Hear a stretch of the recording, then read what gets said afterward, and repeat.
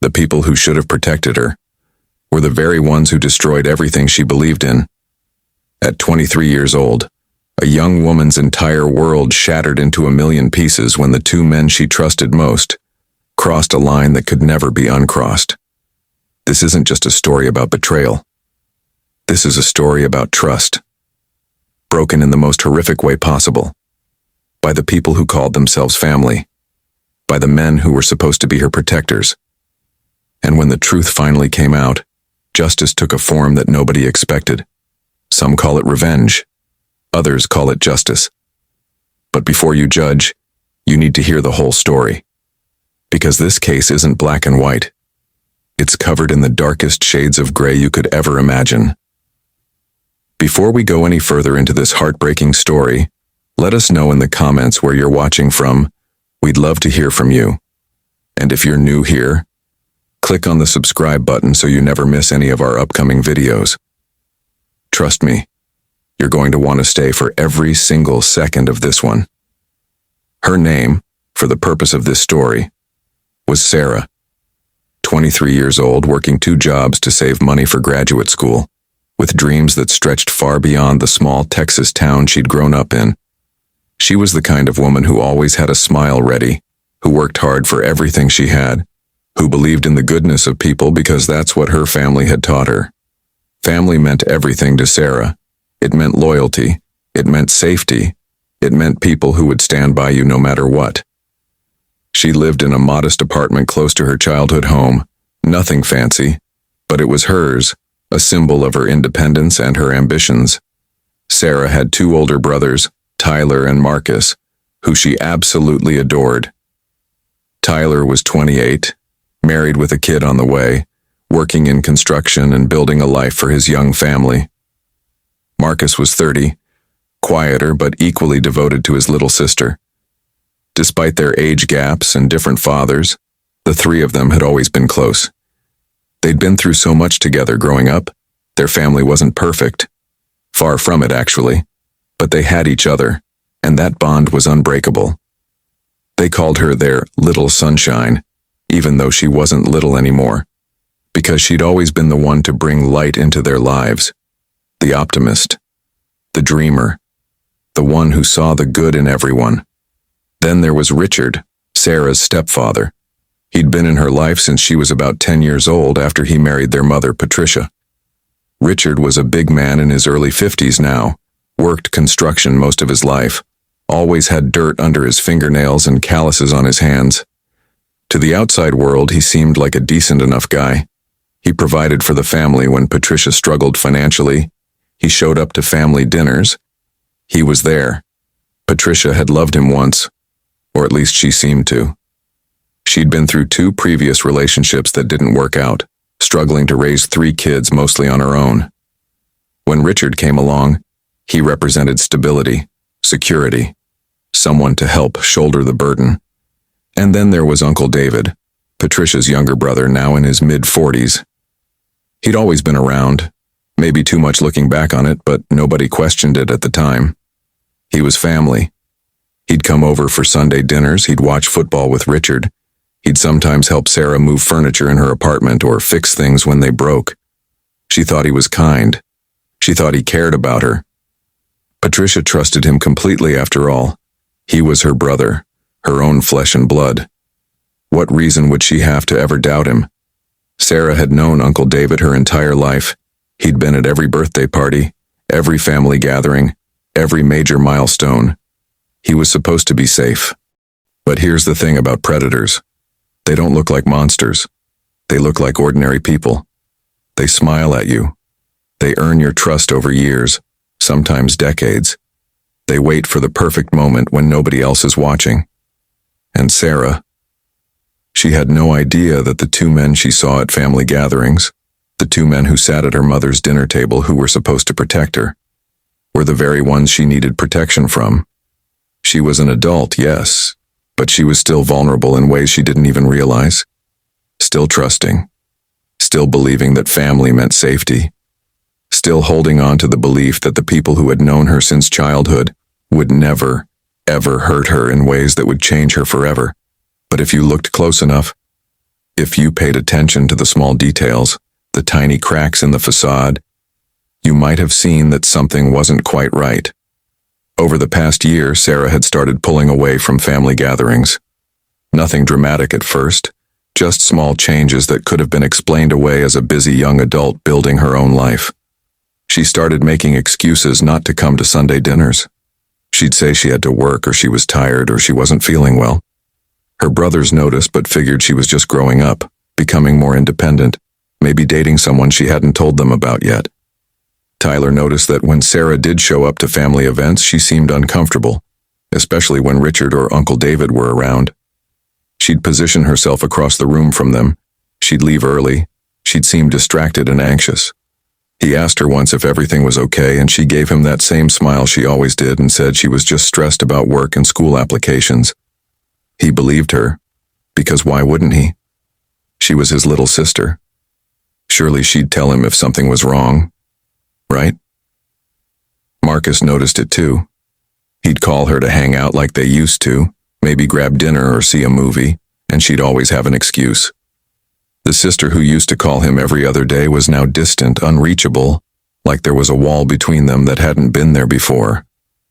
And then there were the moments that, looking back, were red flags waving violently in the wind. Like the time at Patricia's birthday party 6 months ago, when Sarah showed up late and left within an hour, barely speaking to anyone. Or the Christmas gathering where Uncle David cornered her in the kitchen to talk, and when Tyler walked in, Sarah's face was pale, her hands were shaking, and she immediately excused herself and left the house entirely, claiming she'd gotten a call from work. Or the time Richard offered to help Sarah fix a leaking pipe in her apartment, and she firmly, almost desperately, told him no. She'd hire a professional, she didn't need his help. Patricia was too caught up in her own life to notice the changes. She was working long hours at the hospital where she'd finally gotten her nursing degree years ago. She was dealing with her own health issues, and when she did see her daughter, Sarah put on a brave face. She smiled. She hugged her mother. She said all the right things. But her eyes told a different story if anyone had been paying close enough attention. There was a sadness there, a heaviness that hadn't been there a year ago, a wariness that didn't belong in someone so young, someone with so much ahead of her. There was one incident about 3 months before everything came crashing down, where Marcus stopped by Sarah's apartment unannounced to drop off some mail that had been delivered to their mom's house by mistake. When Sarah opened the door, her eyes were red like she'd been crying, and there were dark circles under them like she hadn't been sleeping. He asked her what was wrong, and she said she'd just had a bad day at work. Nothing serious. He offered to stay and talk, but she said she was fine, she just wanted to be alone.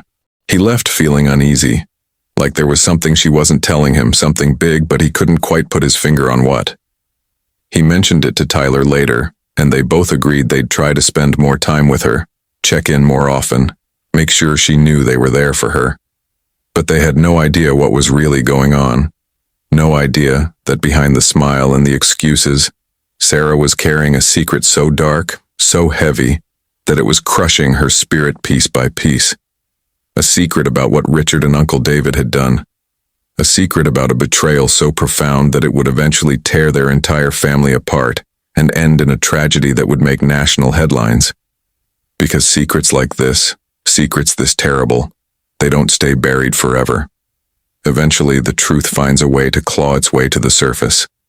And when it did, when Sarah's secret finally came out, it would set off a chain of events that nobody could have predicted. Events that would end in blood, in loss, in questions about justice and revenge that still don't have clear answers. It started about a year ago, on a night that seemed like any other. Sarah had agreed, reluctantly, to house sit for her mother who was going out of town for a nursing conference. Patricia had asked her weeks in advance, and Sarah had run out of excuses to say no without raising suspicion. She'd hoped maybe she could avoid being alone in the house by timing her stay during the day, but Patricia's flight was early morning, which meant Sarah had to spend the night there. Richard was supposed to be out of town for a construction job, or at least that's what he'd told Patricia. That was the only reason Sarah had agreed. She arrived at her childhood home around 8 in the evening, let herself in with her key, and immediately felt that familiar knot forming in her stomach. This house held so many memories, some good from her childhood, but others she'd been trying desperately to forget. She locked all the doors, checked them twice, and settled into the guest room upstairs, as far away from the master bedroom as possible. She turned on the TV for background noise, anything to make the house feel less empty, less suffocating. She kept her phone close. Tyler and Marcus were just one call away if she needed them.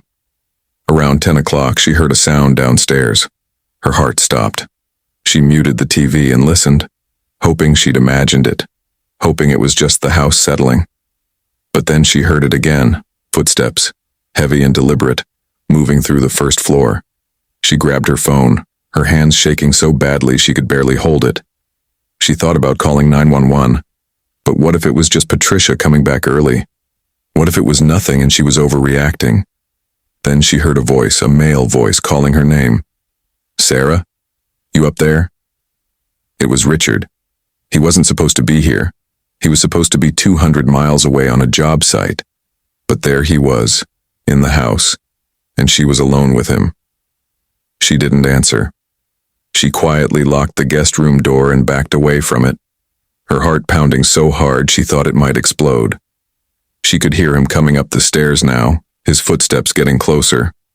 "Sarah, I know you're here. Your car's in the driveway." He stopped outside the guest room door. "Open up. We need to talk." She stood frozen, every instinct screaming at her to stay quiet, to not engage, to wait him out. "Come on, Sarah, don't be like that." His voice had that edge to it, that tone she'd learned to recognize and fear. She heard the doorknob rattle as he tried to open it. "Sarah, open this door." She finally found her voice, shaky and small. "Mom didn't tell me you were coming back early. I'm trying to sleep. Can we talk in the morning?" There was a pause, a long, terrible silence that felt like it lasted forever. Then he laughed, a sound that made her skin crawl. "I'm not asking, Sarah. Open the door." When she didn't respond, didn't move, she heard him walk away. For a moment she thought maybe he'd given up. Maybe he'd leave her alone. But then she heard another sound, another set of footsteps on the stairs, and another voice joined Richard's. Uncle David. They'd planned this. The two of them. They knew Patricia would be gone. They knew Sarah would be here alone. What happened next is something that would haunt Sarah for the rest of her life. The two men, the stepfather who'd been in her life for over a decade and the uncle she'd known since birth, worked together to remove the guest room door from its hinges. Sarah screamed, threatened to call the police, begged them to leave her alone, but they didn't stop. When the door came off, she tried to run past them, tried to escape, but Richard grabbed her, his grip like iron, and dragged her back into the room. Uncle David closed in behind them, blocking her only exit. She fought. God, she fought with everything she had. She scratched, she kicked, she screamed until her throat was raw. But it wasn't enough. She was one woman against two grown men who were significantly stronger and had no intention of stopping. The betrayal in that moment, the absolute shattering of any remaining trust or hope Sarah had held on to, was beyond measure. These were men who had been part of her life for years, men who were supposed to be family, men who had watched her grow up, celebrated her achievements, pretended to care about her well-being. But instead, they became the source of her deepest trauma, her darkest nightmare, a violation so profound that it would change who she was at her very core. I won't go into graphic details about what they did to her that night, because Sarah's pain, Sarah's violation, is not entertainment. It's not a story to be sensationalized or turned into graphic content for clicks and views. But what you need to understand is this. In those hours, something inside Sarah broke that would take years to repair, if it ever could be repaired at all. Her sense of safety, destroyed. Her ability to trust, shattered. Her belief that she had any control over her own body, her own life, completely obliterated. When it was finally over, when they finally left her alone in that room, she lay on the floor in the fetal position, unable to move, unable to think, unable to process what had just happened. She could hear them downstairs talking casually, like they'd just finished watching a football game together, like they hadn't just committed one of the most heinous acts of betrayal imaginable. Sarah eventually pulled herself up, her whole body shaking, every movement causing pain. She grabbed her clothes, got dressed with trembling hands, and had one thought pounding through her mind. Get out of this house, get away from them. She had to get out. She grabbed her keys and her phone and made her way down the stairs on unsteady legs.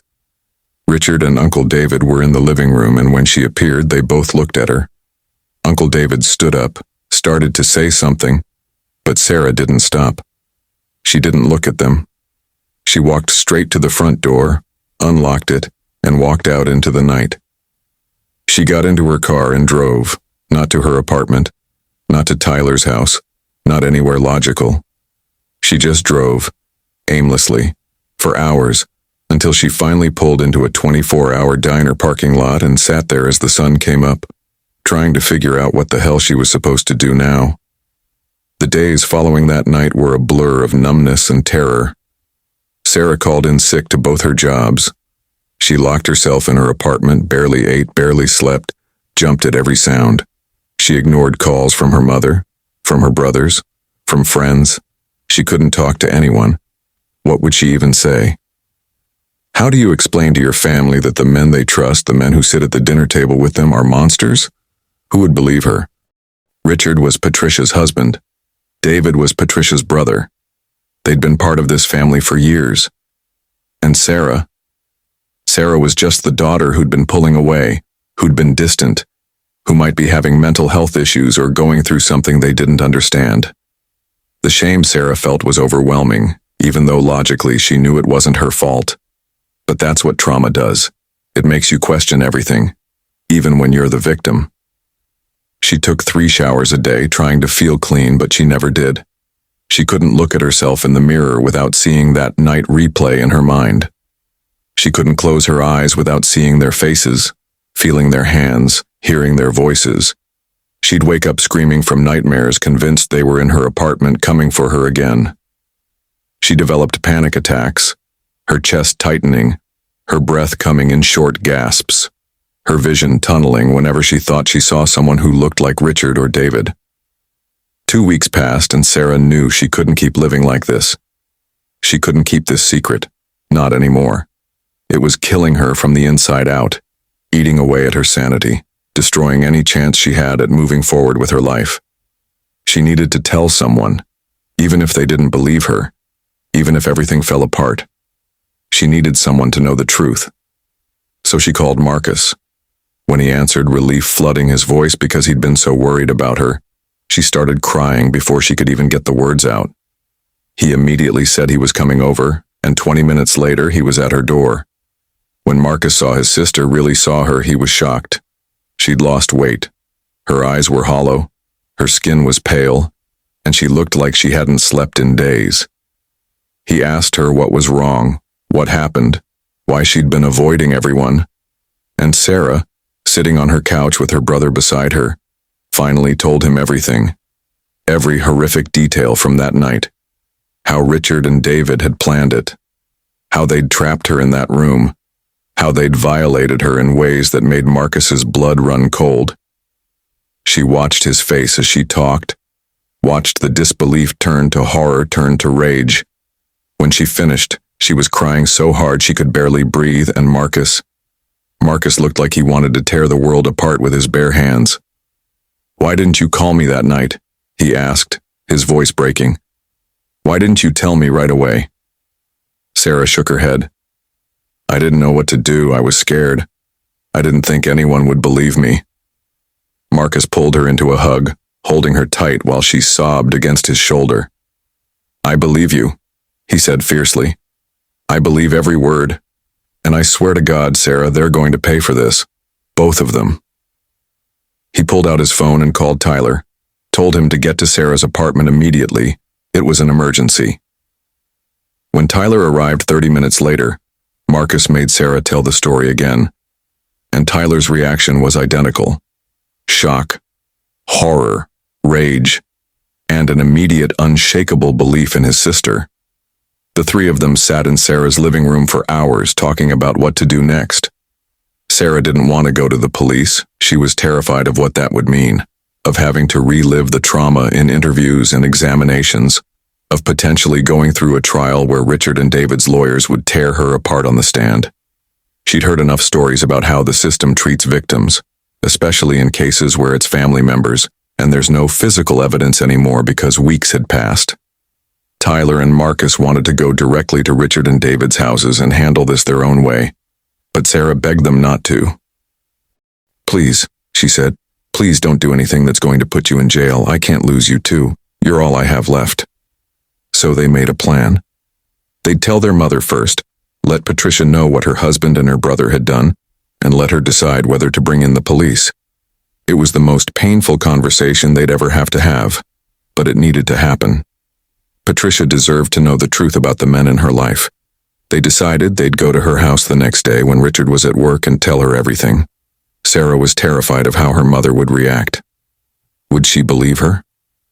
Would she choose Richard over her daughter? Would she accuse Sarah of lying? These thoughts kept Sarah up all night, staring at the ceiling, wondering if tomorrow would bring justice or more pain. If you're still here watching this, type, "I'm still here," in the comments. I need to know if you're still with me, because what comes next is going to be even harder to hear. This story, Sarah's story, represents something that happens more often than any of us want to admit.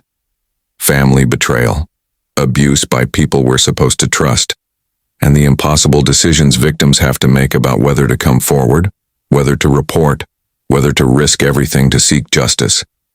Do you believe family betrayal is worse than betrayal by a stranger? Type yes or no in the comments, because that's what this case ultimately asks us to consider. When the people who are supposed to protect you are the ones who hurt you most, where do you turn? Who do you trust? And how do you move forward when the very foundation of your life has been destroyed? Stay with me, because Sarah's story is far from over, and what happens next will force you to question everything you thought you knew about justice, revenge, and the lengths people will go to protect the ones they love. The next morning, Sarah, Tyler, and Marcus drove to Patricia's house. Tyler had called ahead and made sure Richard would be at work. He'd actually called Richard's job site and confirmed he was there before they left. When they arrived, Patricia was surprised but happy to see all three of her children together. She kept saying how rare it was nowadays for them all to be in the same place.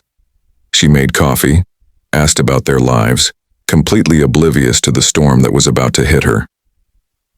Tyler and Marcus let Sarah take the lead, flanking her on either side for support, and when Patricia finally sat down and asked what this was all about, Sarah took a deep breath and told her mother everything. Patricia's reaction was something none of them would ever forget. At first she seemed confused, like she couldn't quite process what Sarah was saying. Then came the denial. "No," Patricia said, shaking her head. "No, you must be mistaken. Richard wouldn't, David wouldn't, they wouldn't do something like that." Sarah had expected this, but it still hurt, still felt like another betrayal piled on top of the first one. Tyler jumped in, his voice firm.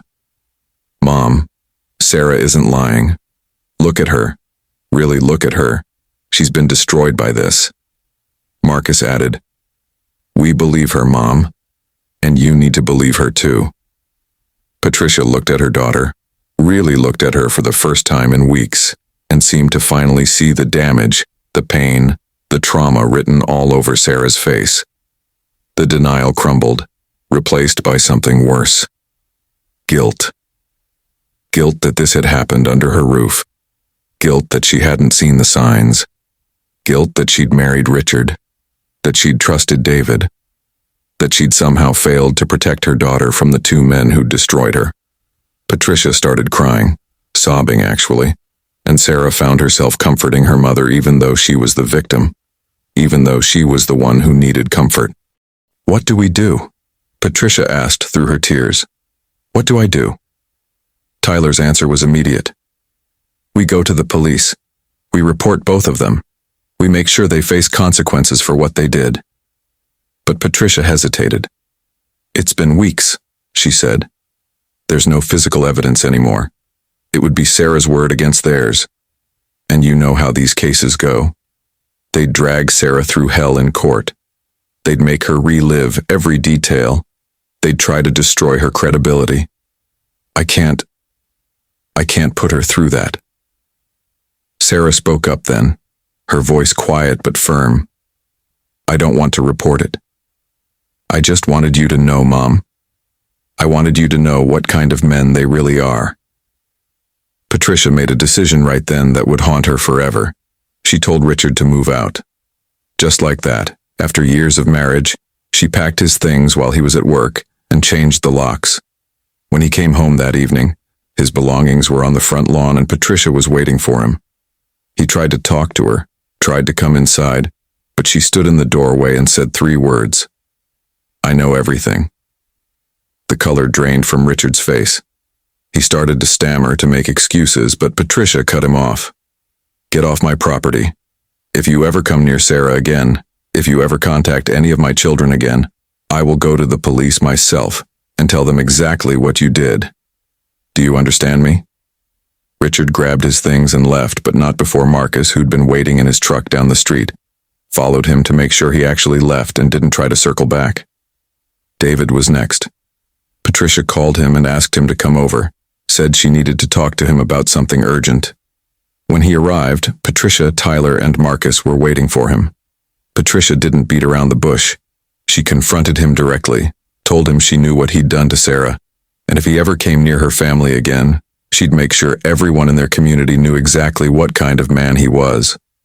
David tried to deny it at first, but when he saw the rage in Tyler and Marcus's eyes when he realized they all knew and they all believed Sarah, he changed tactics. He tried to minimize it, said it wasn't as bad as Sarah was making it seem, that she'd misunderstood what happened. That was a mistake. Marcus lunged at him and it took both Tyler and Patricia to hold him back. "Get out," Patricia said to her brother, her voice ice cold. "You're dead to me. You're dead to all of us." For a few weeks, things seemed to settle into a new, painful normal. Richard and David stayed away. Sarah started seeing a therapist, working through her trauma, trying to rebuild her life piece by piece. Tyler and Marcus checked in on her constantly, making sure she felt safe, making sure she knew they'd always be there for her. Patricia struggled with her own guilt and grief, mourning the loss of her marriage and her relationship with her brother, but never once blaming Sarah. If anything, she became fiercely protective of her daughter, determined to support her through whatever came next. But this story, this terrible story of betrayal and trauma, wasn't over. Not by a long shot. Because Sarah's attackers, Richard and David, they weren't content to just disappear. They were angry. They felt entitled to access to the family, and their anger was about to set off a chain of events that would end in tragedy. 3 months after being kicked out of the family, Richard and David made a critical mistake. They showed up together at Sarah's apartment complex on a Saturday afternoon.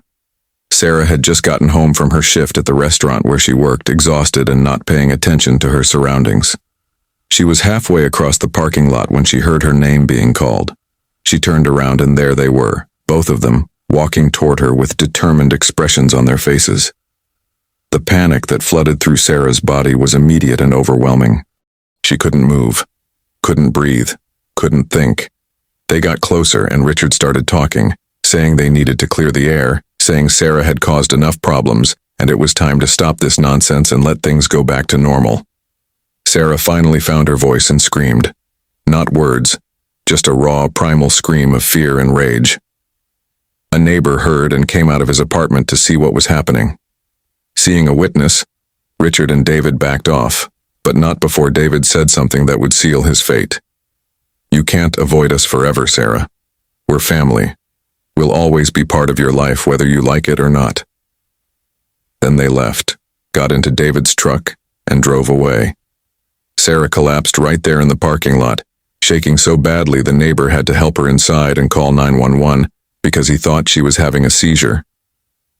Tyler and Marcus arrived at the hospital before the ambulance even got Sarah there. They'd both been listed as her emergency contacts.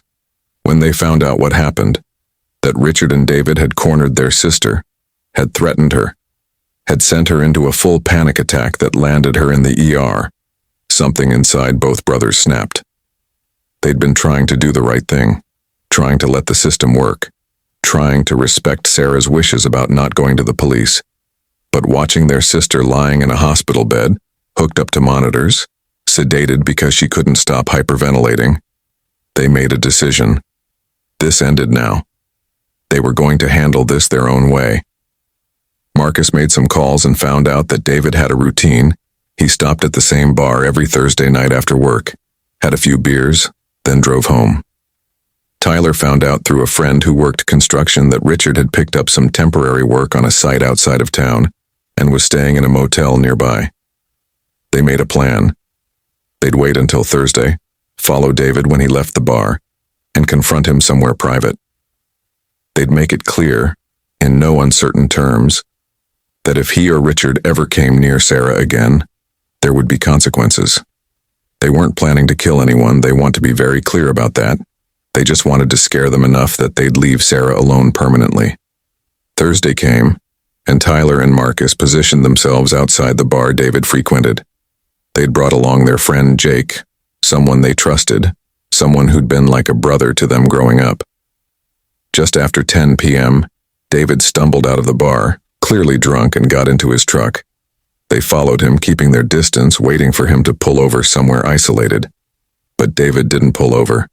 He drove straight to Richard's motel, and when he got out of his truck, Richard came out of his room to meet him. The two men talked for a few minutes, Richard gesturing angrily, David nodding along, and then they both got into Richard's car and started driving. Tyler, Marcus, and Jake followed them out of town, down back roads until Richard finally pulled over at an abandoned gas station about 20 miles from anywhere. This was it, the moment the brothers had been waiting for. They pulled up next to Richard's car, got out, and confronted both men right there under the flickering lights of the old gas station sign. "You were told to stay away from Sarah," Marcus said, his voice deadly calm. "You showed up at her apartment. You threatened her. She ended up in the hospital because of you." Richard tried to bluster, said they had every right to talk to Sarah, that she was being dramatic, that the whole family was overreacting. That was the wrong thing to say. What happened next in the span of less than 15 minutes would change all of their lives forever. The confrontation turned physical. Richard threw the first punch, hitting Tyler in the jaw, and all hell broke loose. It wasn't a fight, it was 5 men in a violent, chaotic brawl in the middle of nowhere with no one around to stop it. Tyler and Marcus, fueled by months of rage over what had been done to their sister, didn't hold back. Jake jumped in when he saw Richard pull out a knife. There was shouting, grunting, the sound of fists hitting flesh, bodies hitting the ground. And then, silence. The kind of silence that comes after something terrible has happened. Something irreversible. Richard was on the ground, not moving, blood pooling around his head from where it had struck the concrete curb when he fell. David was conscious but badly beaten, his face swollen, his breathing labored. Tyler, Marcus, and Jake stood there in shock, looking at what they'd done, trying to process what had just happened. They'd crossed a line they couldn't uncross. Richard's pulse was weak, but he was still alive. Barely. They had a choice to make in that moment. Call 911 and face the consequences. Or, they made the wrong choice. The choice that would haunt them forever. They put both men in the back of Richard's car, drove them even further out into the country, and left them in a field off a dirt road. Then they went home, cleaned themselves up, and tried to pretend it never happened. A farmer found Richard's body 2 days later. David was next to him, alive but barely, severely dehydrated and in critical condition. The police were called, an investigation was launched, and it didn't take long for them to piece together what had happened. Security footage from the bar showed David leaving with Tyler, Marcus, and Jake, following shortly after. Witnesses at the motel confirmed seeing the 3 of them in the parking lot. Tire tracks and forensic evidence at the abandoned gas station sealed the case. Within a week, all 3 men, Tyler, Marcus, and Jake, were arrested and charged with assault, kidnapping, and, in Richard's case, murder. The trial was a media sensation. The defense argued that Tyler and Marcus were acting to protect their sister from her abusers, that Richard and David had sexually assaulted Sarah and were continuing to harass and threaten her, and that the confrontation that night had escalated beyond anyone's control. The prosecution argued that regardless of what Richard and David had done, Tyler and Marcus had taken the law into their own hands, had ambushed two men, had beaten one of them to death, and had left them both to die in a field. They called it vigilante justice, cold-blooded revenge, premeditated murder. The community was divided. Some saw Tyler and Marcus as heroes who'd done what the justice system wouldn't do, protecting a victim when no one else would. Others saw them as murderers who'd crossed a line that should never be crossed. Sarah testified at the trial, telling her story publicly for the first time.